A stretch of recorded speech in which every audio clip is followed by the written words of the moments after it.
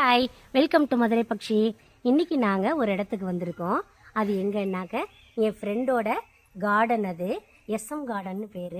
கீழமாத்தூர்கிட்ட இருக்குது. நன்னா வந்து ஒரு நாள் ஸ்டே பண்ணி தங்குற அளவுக்கு எல்லா வசதிகளும் இங்கே இருக்குது. ஸ்விம்மிங் பூல்லேருந்து அத்தனையுமே இருக்குது. என்ஜாய் பண்ணலாம். இன்றைக்கி வெக்கேஷன் டைம்ங்கிறதால நீங்கள் குழந்தையெல்லாம் கூட்டின்னு வந்து ஒன் டே ஸ்டே பண்ணுறதுக்கு கூட நைட்டு கூட ஸ்டே பண்ணலாம்.